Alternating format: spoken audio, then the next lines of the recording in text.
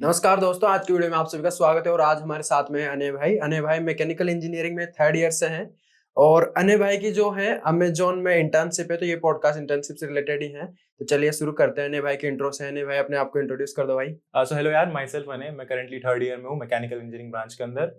बाकी अगर मैं अपने एक्स्ट्रा को करिकुलर्स की बात करूँ तो मैं स्पोर्ट्स में इन्वॉल्व हूँ। मैं वॉलीबॉल खेलता हूँ अपनी संस्कार हॉस्टल की टीम में, जीसी में। And apart from that first और सेकंड ईयर में थोड़ा बहुत इकोनॉमिक्स क्लब और एक नेक्टस क्लब होता है, उसमें इन्वॉल्व था। और बाकी मोस्टली टाइम जो होता है वो थोड़ा बहुत दोस्तों के साथ मस्ती में निकल जाता है, पोकर वगैरह खेलने में। तो वैसे कहाँ से हो आप? यार मैं ओरिजिनली उत्तर प्रदेश से हूँ, प्रयागराज से। बट जो मेरी स्कूलिंग हुई है वो उत्तराखंड में नैनीताल के अंडर हुई है। अच्छा, तो भाई मतलब जैसे इंटर्नशिप के बारे में सभी लोग लेट ही स्टार्ट करते हैं, आपने कब स्टार्ट किया था? तो मुझे ऐसे स्पेसिफिक आइडिया नहीं था कि ऐसे इंटर्नशिप्स के लिए भी प्रॉपर एक डेडिकेटेड टाइम होता है आईटी दिल्ली के अंदर। प्लेसमेंट्स का आइडिया तो चलो स्टार्टिंग से होता है कि पता होता है कि ऐसे जब तुम थर्ड ईयर कंप्लीट कर लेते हो, फोर्थ ईयर में आते हो, तो उस टाइम पे एक स्पेसिफिक प्लेसमेंट्स के लिए टाइम होता है कि उस समय कंपनीज आएंगी और तुम्हें ऑफर्स मिलेंगे। बट इंटर्नशिप के लिए ऐसा आइडिया नहीं था। तो जब सेकंड ईयर एंड हुआ तो थोड़ा बहुत आइडिया लगा कि ऐसे करके टाइम होता है सेकंड ईयर के बाद, जब तुम्हें ऐसे प्रॉपर इंटर्नशिप के लिए बैठते हो। तो उस टाइम पे ऐसे ये आइडिया नहीं था कि कहाँ जाना है, टेक में जाना है, कंसल्ट में जाना है या कोर में जाना है, क्योंकि मैकेनिकल का कोर भी डिसेंट आता है यहाँ पे आईटी दिल्ली में। काफी कंपनीज होती है जो इनफैक्ट गूगल वगैरह की स्टाइपेंड से ज्यादा पे करती हैं स्पेसिफिक फॉर मैकेनिकल कोर। तो वो भी पता था, और एक कंसल्टिंग फील्ड होता है उसका आइडिया था, एंड टेक। ये तीन चीजें का था कि मोटा मोटा इनमें से किसी में जाना है। ऐसे कुछ हायर स्टडीज का मैंने सोचा नहीं था, सोचा था कि जॉब ही करूंगा आगे। तो फर्स्ट मैंने स्टार्ट ऐसे कंसल्टिंग के लिए किया था। थोड़ा बहुत ऐसे था कि कंसल्टिंग ट्राई करते हैं। जैसे मैंने मेंशन किया कि मैं एनेक्टस में था, तो मोस्ट ऑफ द सीनियर्स जो एनेक्टस में होते हैं वो कंसल्टिंग में ही साथ होते हैं। में थे हम दोनों हाँ एनेक्टस में। हाँ, तो कंसल्टिंग में होते हैं। तो उसके बाद थोड़ा बहुत जो थर्ड सेमेस्टर था उसमें थोड़ा बहुत यही रिसर्च करता था कि कंसल्टिंग में एग्जैक्टली चाहिए क्या होता है, और क्या क्या पीओआर्स वगैरह चाहिए होती हैं, क्या क्या ईसीए से क्या क्या एक्स्ट्रा को करियर्स चाहिए होते हैं कि जिसके लिए तुम्हारा कंसल्टिंग का एक प्रोफाइल अच्छे से बन पाए। उसमें ऐसा कोई स्किल्स नहीं चाहिए होती हैं, पर आपका एक प्रोफाइल बहुत अच्छा होना चाहिए कि आप एक अच्छी खासी पोजीशन होल्ड करते हो, प्लस आपने एक थोड़ा बहुत वॉलंटियरिंग वर्क किया हुआ है, एंड साथ में एकेडमिक्स बहुत इंपॉर्टेंट होते हैं। किसी पे जैसे लड़कों के लिए तो एज सच 8+ ही चाहिए होती है वहां, ऐसे अगर बीसीजीपीए इन मैकेंजी की बात करूं। तो वो चीज थी। एंड उसके बाद थोड़ा बहुत जैसे फिर भी थोड़ी बहुत कोडिंग वगैरह करते रहता था फ्री टाइम पे, हल्की फुल्की, ज्यादा टफ वाली नहीं, बहुत बेसिक। कि थोड़ा बहुत सेकंड सेम में पाइथन सीखा था, तो उसी को थोड़ा कंटिन्यू किया था। एंड उसके बाद जब थर्ड सेम एंड हुआ, तो जो फोर्थ सेम का एक महीना था उसमें ऐसे मैंने डिसाइड किया कि कॉल 106 करके कोर्स होता है यहाँ पे, एज एन ओसी, उसको मैं लेता हूँ। तो वो भी ऐसा फर्स्ट टाइम हुआ था मैकेनिकल ब्रांच के अंदर कि आप फोर्थ सेमेस्टर के अंदर कॉल 106 ले सकते हो। उससे पहले क्या होता था कि अगर एज अ मैकेनिकल स्टूडेंट तुम्हें अगर कॉल 106 लेना है तो तुम 6 सेमेस्टर से पहले नहीं ले सकते, क्योंकि कुछ डिग्री रिक्वायरमेंट में कुछ ऐसे कोर कोर्सेज होते हैं जो उस स्लॉट में होते हैं। जैसे कॉल 106 एफ स्लॉट में होता है, तो एफ स्लॉट कभी मैकेनिकल के लिए फ्री नहीं होता 6 सेमेस्टर तक, तो 6 सेमेस्टर में ही ले सकते थे। बट फर्स्ट टाइम ऐसा हुआ कि हमारे डिपार्टमेंट से कुछ लोगों ने बात की थी कि अब हम वो उस कोर्स को शिफ्ट करते हैं, कोर कोर्स को, एंड वो स्लॉट फ्री हो गया।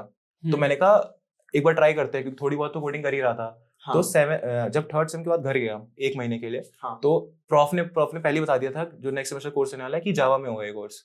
तो उस समय मैंने अराउंड दिसंबर में ही जावा अच्छे से करना स्टार्ट कर दिया था। थोड़ा बहुत आइडिया था, पाइथन में करता था, पर फिर जावा पे कंप्लीटली शिफ्ट हो गया था, और जावा पे अच्छे से करे जा रहा था वगैरह। जितने थोड़े बहुत टॉपिक्स, थोड़ा ऊप सीखा उसमें, जैसे स्पेसिफिक काम करता है, सिंटेक्स वगैरह सीखा, ये सब कर रहा था। और एक महीने के अंदर अराउंड काफी हद तक हाथ मेरा सेट हो गया था कि अब मुझको जावा अच्छे से आती है, प्लस मैं डिसेंट क्वेश्चंस कर लेता हूँ। फिर जब मैं यहाँ पे फोर्थ सेमेस्टर में आया तो नॉर्मल सेमेस्टर स्टार्ट हुआ। उसमें ऐसा सच कुछ ज्यादा कर नहीं पाता था, क्योंकि थोड़ी बहुत, जैसे मैंने बताया कि मैं जैसे फर्स्ट जो जनवरी का महीना होता है वो जीसी का टाइम था, तो उस टाइम थोड़ा बहुत वॉलीबॉल खेलने जाता था, प्रैक्टिस वगैरह होती थी डेली शाम को, तो वहां चले जाता था। पर थोड़ा बहुत फिर भी हल्का फुल्का जो असाइनमेंट्स आ रहे हैं या जो भी थोड़ा बहुत प्रैक्टिस शीट चलती थी वो कर ली है, और थोड़ा थ्योरी जो होती है वो रिवाइज कर ली, और कुछ ज्यादा नहीं किया। ऐसे करके लैब टेस्ट वगैरह होते थे, जैसे कॉल 106 के अंदर कुछ कंपोनेंट लैब टेस्ट का होता है। तो उसमें भी काफी हद तक ऐसा होता है, वो प्रॉपर कोडिंग असाइन, वहां पे तुम्हें जाके क्वेश्चन सॉल्व करना होता है लीड कोड टाइप का।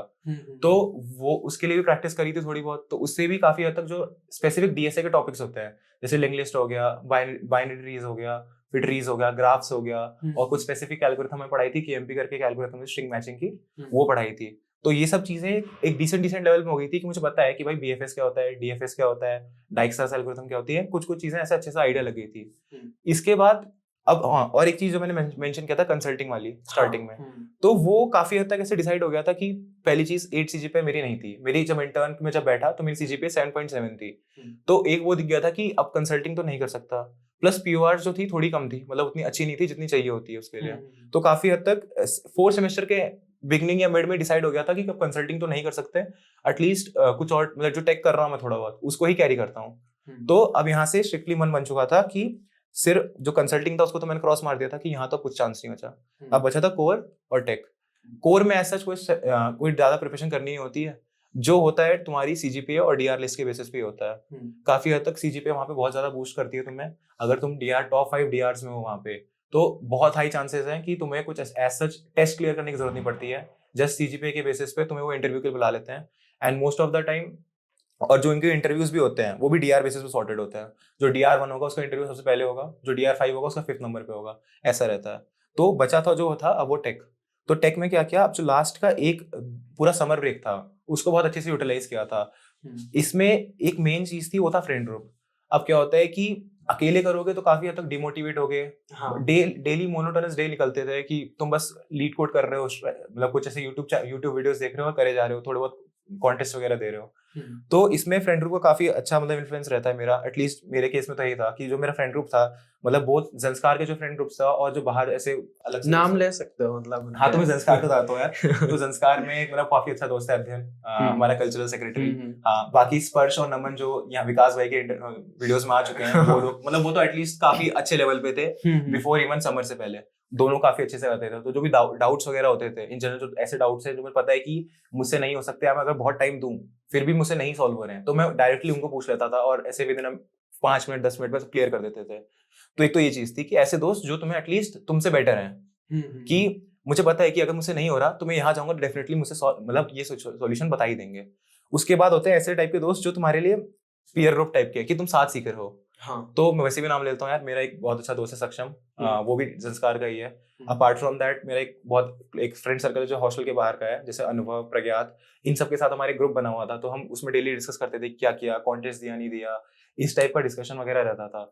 तो प्रिपरेशन इसी टाइप की थी। जो लास्ट का 2 महीना या 3 महीना जो समर में होता है वो सबसे इंपॉर्टेंट होता है, क्योंकि मोस्ट ऑफ द चीजें जो मैंने सीखी हैं या बहुत सारे टेस्ट वगैरह या बहुत सारे क्वेश्चन सॉल्व मोस्टली उसी ड्यूरेशन में किए हैं। उससे पहले बस डिसेंट लेवल पे एक आइडिया लगाना कि चीजें होती क्या है, कि ग्राफ के अंदर कुछ स्पेसिफिक पैटर्न ऑफ सवाल है, ट्री के अंदर कुछ स्पेसिफिक पैटर्न ऑफ सवाल है, ये 4th सेमेस्टर तक कॉल 106 के अंदर किया था। बाकी जो ज्यादा प्रैक्टिस होती है वो समर में की थी।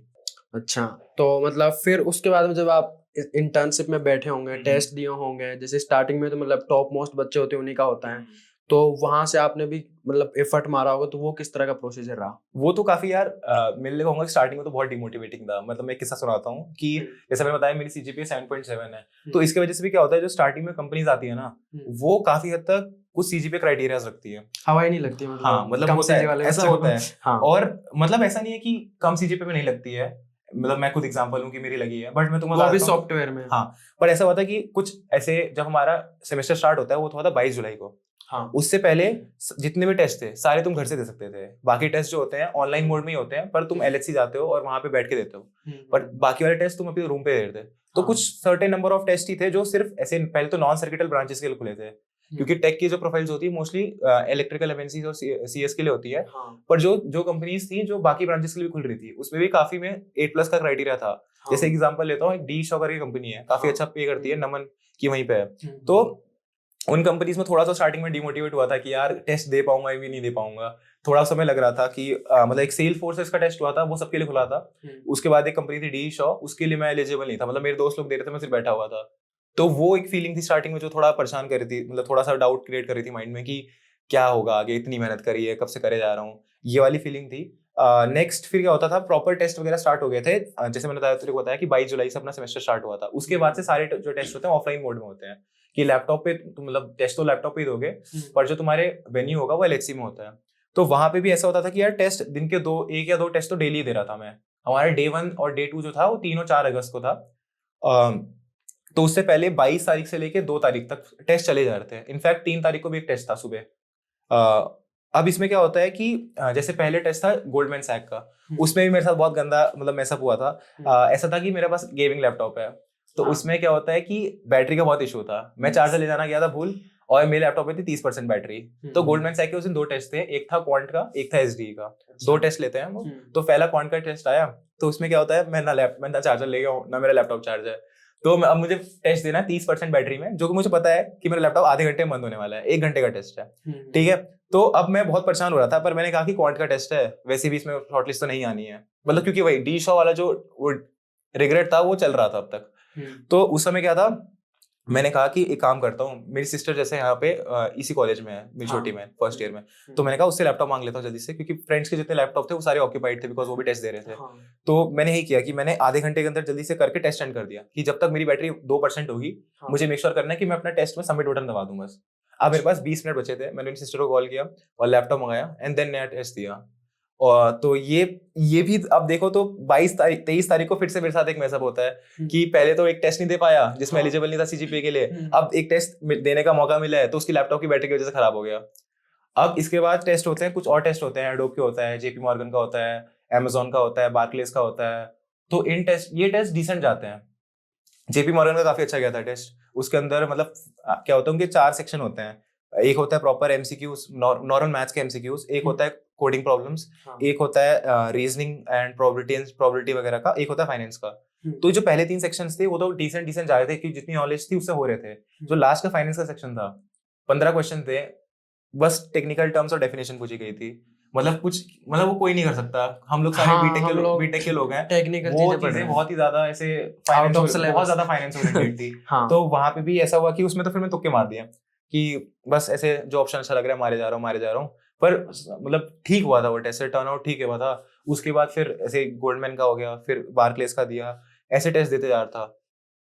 तो टेस्ट डिसेंट जा रहे थे, ऐसा भी नहीं था कोई टेस्ट ऐसा हुआ कि जिसमें मैंने 4 कोडिंग क्वेश्चन चारों कर लिए, किसी में 3 कर ले रहा हूँ, चौथा रह जा रहा है, पर फिर वही था कि आसपास लोग से सुन रहा हूँ कि उनके तो 4 हो गए। हाँ, तो ये भी चीज थी। पर ऐसा था कि बीच में अब एक टाइम ऐसा आ गया था जब शॉर्टलिस्ट आना शुरू हो गई थी, कि मतलब 2 तारीख तो नहीं हुई है, पर काफी कंपनी से 28 को, 27 को, 26 को शॉर्टलिस्ट रीच करना शुरू कर दिया था बेस्ड अपॉन टेस्ट, जो 22 या 23 को हुए थे। तो पहला ऐसा हुआ था कि मेरी फर्स्ट शॉर्टलिस्ट अमेजोन में ही थी। तो जब मैंने पढ़ा था कि एक टेस्ट शॉर्टलिस्ट जो क्लियर हुई है वो फर्स्ट अमेजोन थी, तो मैं खुश हुआ था कि चलो यार एक तो क्लियर हुआ, मतलब एटलीस्ट मैं इंटरव्यू तो दे ही रहा हूँ डे 1 डे 2 में, ठीक है। उसके बाद एक जेपी मॉर्गन की कंपनी थी जिसमें ज्यादा फाइनेंस का वो फाइनेंस वाले क्वेश्चन आए थे, उसमें भी मतलब वेट लिस्ट हो गया था मैं, पर ठीक है चलो ठीक, मैंने कहा कुछ और भी है, एक और चीज हो गई। इसके बाद फिर थोड़ी मैंने ऐसा बताया कि कोर का भी फिर भी था, कोर तो मतलब ऐसा मैंने कुछ प्रिपेयर कभी किया नहीं था, जो था नॉर्मल कोर्सेज पढ़ता था, मतलब काफी कोर्सेज में ऐसा होता था ग्रेड आ गया तो आ गया, बाकी मतलब 70-80 आगे निकाले मैंने कोर्सेज मोस्टली, तो ठीक नॉलेज थी, ऐसा कुछ बहुत क्रेजी भी नॉलेज नहीं था। तो पर वो लोग बहुत रैंडम चीजें पूछते हैं, मतलब कोर में वो इंटरव्यूज में कोर की नॉलेज पूछते हैं, पर उससे पहले वो बहुत रैंडम चीजें पूछते हैं, मतलब सुडोकू सॉल्व करा लेंगे या कुछ बहुत ही ऐसे रैंडम से पजल्स वगैरह खिला लेंगे, उस टाइप से वो टेस्ट लेते हैं। तो एक आईटीसी करके कंपनी है, मतलब मैं इनफैक्ट कहूंगा कि उसका स्टाइपेंड बहुत ज्यादा होता है, मतलब 2,20,000 पर मंथ का स्टाइपेंड होता है उसका अराउंड। तो बहुत बड़ी कंपनी है, पीपीओ भी काफी अच्छा होता है, और स्पेसिफिक मैकेनिकल कोर के लिए और एएम और इलेक्ट्रिकल कोर के लिए आती है वो। तो उसका भी शॉर्टलिस्ट क्लियर हो गया था जीडी के लिए। मतलब जीडी होता है इंटरव्यू से पहले ग्रुप डिस्कशन बैठता है 10 लोगों का पैनल, उसमें वो किसी प्रॉब्लम पे स्पेसिफिकली डिस्कस करते हैं और सबके इनसाइट्स मिलते हैं। अब जो प्रॉब्लम को बेटर आइडेंटिफाई कर पाए और जो अपने अच्छे इनसाइट्स दे पाए, बेस्ड उनके डिस्कशन से वो लोग आइडेंटिफाई कर लेते हैं कि 3-4 लोग अच्छे हैं एंड देन उनका इंटरव्यू लेते हैं। तो अब तारीख आती है 2 तारीख, जैसे मैंने मेंशन किया आईटीसी वाली चीज, तो अब आईटीसी का इंटरव्यू होता है, इंटरव्यू नहीं जीडी होता है। अब मुझे कोई आइडिया नहीं जीडी कैसे देता है, ठीक है। मेरी बहुत बड़ी गलती थी कि मैं चला गया जीडी देने, क्योंकि मैं थोड़ा ग्रीडी हो गया था कि उस पॉइंट तक मैं थोड़ा आगे ना, देखो तुम कितना भी फर्म हो लो कि टेक में जाना है, कंसल्ट में जाना है या मुझे कोर में जाना है, जब तुम्हारे पास कुछ नहीं होता है या बहुत लिमिटेड रिसोर्सेज होते हैं ना, तुम बाकी चीजों के लिए डेस्परेट हो जाते हो। तो मेरे साथ भी यही हुआ था कि समहाउ मैंने ऐसा अपने आप को कन्विंस कर लिया था कि चलो कोई बात नहीं, टेक नहीं लगी, कोर में चले जाता हूँ क्योंकि पैसे ज्यादा है, या इनफैक्ट कुछ तो कर रहा हूँ क्योंकि बाकी ऑप्शन बहुत कम थे, जैसे मैंने मेंशन किया। तो यहाँ का मैं जीडी देने चला गया, जो कि मुझे लगता है बहुत डिमोटिवेटिंग था। 3 तारीख से इंटरव्यू स्टार्ट से और 2 तारीख की रात को मैं जीडी देने चला गया एलएचसी में। वहां जाके मैं पैनल में बैठा, मैंने मतलब ऐसा था कि वैसे मैं बहुत बोल लेता हूँ, बट वहां पे ऐसा था कि पता नहीं मैं बहुत डिमोटिवेट सा हो गया था। तो ऐसा हुआ कि 5 मिनट तक मैंने ट्राई किया बोलने का, 10 मिनट का जीडी था। उसके बाद मैं ऐसे अपने हाथ बैठा के मैं बस बैठ गया वहां जाके कि तुम बोलो, मैं नहीं बोल रहा अब।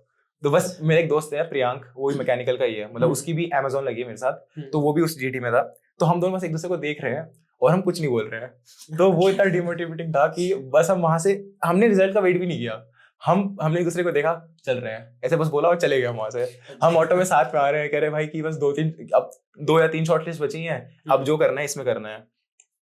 उसकी तो काफी ज्यादा थी, बिकॉज अगेन मैंने जैसे मेंशन किया कि सीजीपीए का काफी फर्क पड़ता है। तो प्रियांक वो डीआर था, तो उसके पास तो काफी शॉर्टलिस्ट थी, कोर वगैरह में भी काफी शॉर्टलिस्ट थी आईटीसी के अलावा भी, बट मेरे पास 2 या 3 थी। तो अब आता है डे 1 3 तारीख को। अब 3 तारीख को मैं, जैसे मैंने वेट किया, एक जेपी मॉर्गन करके कंपनी थी, मैं उसका वेट कर रहा था कि मेरी वेट लिस्ट थी, बट अगेन उनको काफी कैंडिडेट्स मिल गए थे, उनको इसलिए वेट लिस्ट वालों को कॉल नहीं करना पड़ा। तो डे 1 निकल गया, और मैं बताता हूँ बहुत फोमो होता है। डे 1 में मैंने सिर्फ क्या किया, मैं इंस्टाग्राम खोल के बैठा था, मैं रिफ्रेश करे जा रहा हूँ, मैं देखे जा रहा हूँ किस किस स्टोरी लग रही है, किस किस का कहाँ सॉर्ट हो रहा है, और बहुत बहुत ज्यादा फोमो होता है। ठीक है, तो उसके बाद डे 2 आता है, और मतलब मेरे साथ ऐसा था कि भले मेरी टेस्ट खराब जा रहे थे, बट मेरे को नॉलेज वाइज ऐसा था कि बहुत कॉन्फिडेंट था इंटरव्यू क्लियर करने के लिए। मतलब मेरे को इतना ऐसा नहीं था कि मेरी शॉर्टलिस्ट नहीं आ रही है, इसका मतलब मेरे को इंटरव्यूज में या मैं कहीं डरने वाला हूँ, वो चीज़ मेरे दिमाग में नहीं थी। तो मुझे पता था कि जितने इंटरव्यूज मेरे पास हैं वो तो अच्छे जाने वाले हैं। तो अब ऐसा होता है कि मैंने कहा चलो ठीक है, मैं कुछ दोस्तों की लग गई थी, कुछ दोस्तों की बची हुई थी, जैसे अध्ययन हो गया, स्पर्श हो गया, इन सब की लग चुकी थी, अनुभव की लग चुकी थी, बाकी प्रज्ञात और मेरे काफी फ्रेंड्स थे जिनकी नहीं लगी थी। तो फिर भी मैं उनके साथ प्रिपेयर वगैरह कर रहे थे, जितने भी इंटरव्यूज बचे हुए थे हमारे उनके लिए प्रिपेयर कर रहे थे। तो अब आता है डे 2 4 तारीख को। उस दिन मेरा अमेजोन की शॉर्टलिस्ट थी। अब मैं इंटरव्यू देने गया, अगेन लैपटॉप में पता नहीं क्या हुआ, मैं बैग से लैपटॉप निकाल रहा हूँ, मेरा लैपटॉप गर्म हो रखा है, पूरा ओवर हीट हो रखा है। ऑनलाइन था इंटरव्यू? हाँ ऑनलाइन था, एलएसी जाके देना था। अच्छा। एक क्यूबिकल के अंदर। पर मैं अगेन वही चीज, मैं इंटरव्यू प्रिपेयर हूँ, पूरा कोट वोट पहन के रेडी हूँ। अब मैं जाता हूँ, मैं देखता हूँ अपना लैपटॉप बैग से निकालता हूँ कि मैं चेक कर लेता हूँ बैटरी है नहीं है, चार्जिंग है नहीं है। फिर से देखता हूँ पूरा ओवर हीट हो रखा है वो लैपटॉप, पूरा मतलब इतना एक्सट्रीमली ओवर हीट हो रखा है, ऑन नहीं हो रहा है। ठीक है, फिर मैंने क्या किया, अध्ययन का लैपटॉप लिया, जल्दी से अपना गूगल जीमेल वगैरह लॉगिन किया कि कुछ भी अगर पासवर्ड याद नहीं है तो सब कुछ सेव है उसके अंदर, सब कुछ लॉगिन करके उसका लैपटॉप लेके गया। अब मैंने कहा, अब मैं इंटरव्यू में बैठा हूँ इस माइंडसेट के साथ कि अभी मेरा लैपटॉप चल नहीं रहा है, मुझे किसी दूसरे के लैपटॉप पे है। कीबोर्ड का मोस्टली क्या होता है कि मैं बहुत कंफर्टेबल हूँ अपने लैपटॉप के कीबोर्ड पे, पर मैक का थोड़ा डिफरेंट होता है। तो अब वहां पे भी डिफरेंट है, बिकॉज मुझे ऑनलाइन तो कोड ही करना है ना, तो कोडिंग प्रॉब्लम्स को। तो थोड़ा माइंडसेट वहां भी थोड़ा पैसिव हो गया था मैं। अब यहाँ से इंटरव्यू स्टार्ट होता है, मैंने कहा कि चलो ठीक है जो है वो है, पर प्लस पॉइंट ये था कि मेरा लैपटॉप उस समय ठीक हो गया था, पता नहीं कैसे। तो फिर मैंने अपने लैपटॉप पे इंटरव्यू दिया फाइनली। अब इंटरव्यू स्टार्ट होता है, तो क्वेश्चंस उनके अमेज़न के बहुत इजी थे, मतलब मैं कहूँ तो LeetCode medium to easy के क्वेश्चंस थे, बहुत बहुत इजी। मतलब उनको मेन ये था कि तुम थॉट प्रोसेस क्या है, और मैंने स्पेसिफिकली क्या किया था कि मुझे एक क्वेश्चन में दिख गया था कि इस क्वेश्चन को मैं लॉग इन में कर सकता हूँ, मतलब लॉग इन कॉम्प्लेक्सिटी में, पर मैंने जानबूझ के पहले उसको मैंने एन लॉग इन में किया कि थोड़ा टाइम खा लेता हूँ, मुझे पता है कि ये लॉग इन में हो सकता है, तो मुझसे डेफिनेटली पूछने वाले हैं कि तुम इसको ऑप्टिमाइज करोगे कैसे।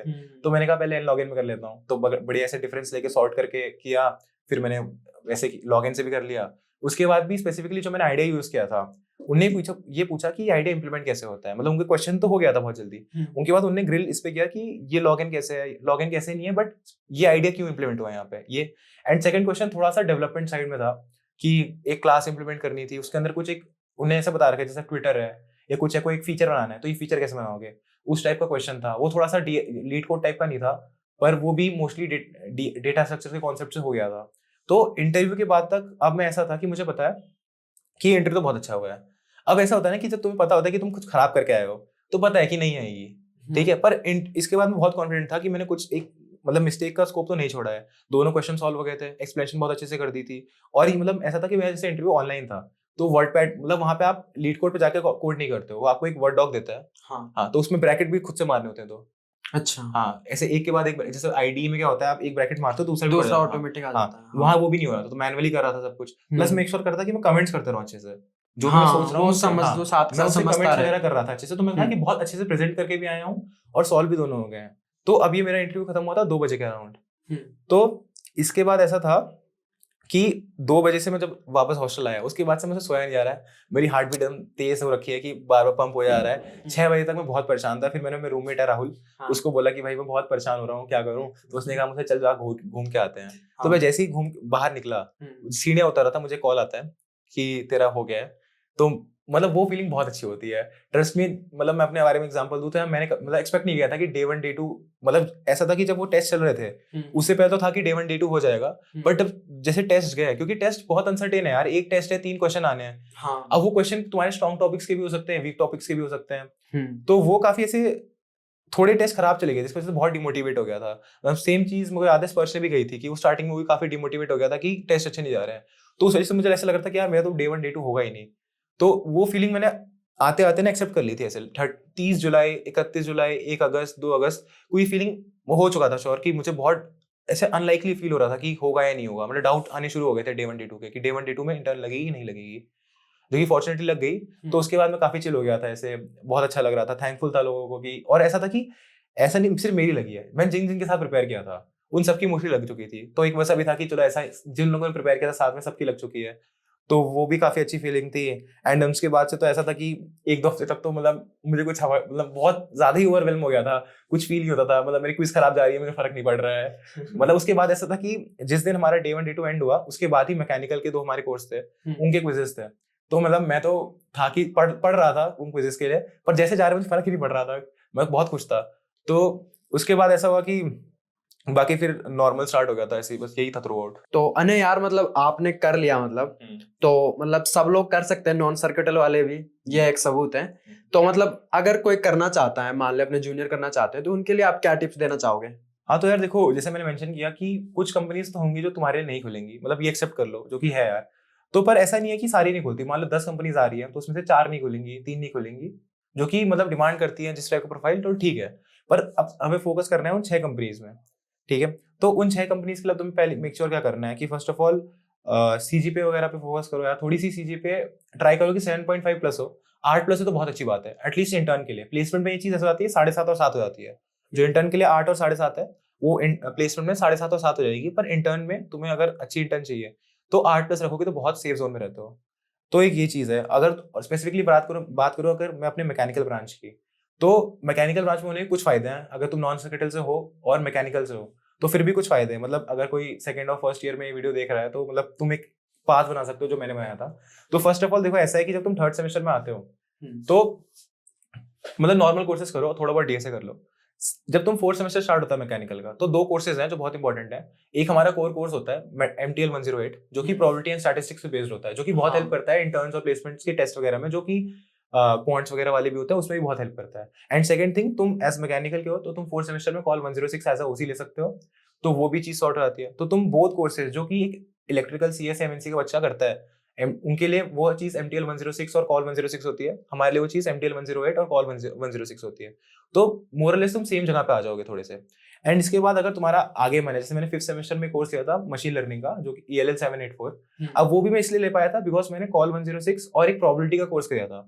तो अगर तुम मैकेनिकल ब्रांच से हो, बीट ME1 और ME2, तुम्हारे लिए ये चीज फायदा करती है कि जब तुम 5th सेमेस्टर में मशीन लर्निंग कोर्सेज लेते हो तो तुम्हारे साथ सिर्फ CS MNC और इलेक्ट्रिकल के 3rd ईयर के स्टूडेंट्स होंगे, बाकी कोई ब्रांच का नहीं होगा, सिर्फ मैकेनिकल के और बाकी ये टॉप 3 सर्किटल ब्रांचेस के बंदे होंगे। तो ये फायदा मैकेनिकल ब्रांच तो एटलीस्ट दे रही है कि यार एक प्रोबेबिलिटी का कोर्स है, और ये फ्लेक्सिबिलिटी दे रही है कि तुम इंटर्न सीजन से पहले ही कॉल 106 उठा सकते हो। तो ये दोनों चीजें जो है ना बहुत हेल्प करती हैं। एटलीस्ट मैं बहुत फेवर में हूँ कि मैकेनिकल में ये चीज है।